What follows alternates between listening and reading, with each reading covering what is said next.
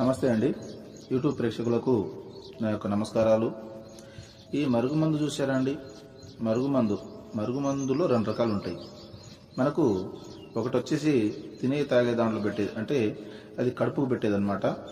అది మనం అన్నంలో, కూరలో, చికెన్లో, మటన్లో, జ్యూస్లో, స్వీట్లో, కూల్ డ్రింక్లో అది పెట్టచ్చు. అంటే తినే తాగే దాంట్లో పెట్టాలి. అది కడుపుకు పెట్టేది వస్తుంది. ఇక రెండోది మనకు బట్టలకు, చెప్పులకు, తలకు, వంటికి ఏదో ఒక భాగాన పూసే మరుగుమందు వస్తుంది అనమాట. అది లిక్విడ్ వస్తుంది. అది పవర్ఫుల్ లిక్విడ్ అనమాట. అది కొద్దిగా అంటించినా ఇక మనం చెప్పినట్టే వింటారు, మన చెప్పు చేతలో ఉంటారు. అంటే వాళ్ళకు మనం చెప్పింది ఏదమవుతుంది అనమాట. దీంతో పాటు వశీకరణ పూజ కూడా చేస్తానండి. చాలా సంవత్సరాల నుంచి చెడిపోయిన భార్యాభర్తలు కానీ, ప్రేమికులు కానీ, పిల్లలు కానీ, ఎవరైనా కానీ చాలా సంవత్సరాల నుంచి చెడిపోయిన వాళ్ళని పీర్ల ద్వారా, వాళ్ళ ఫోటోల ద్వారా నేను వశీకరణ పూజ చేస్తాను.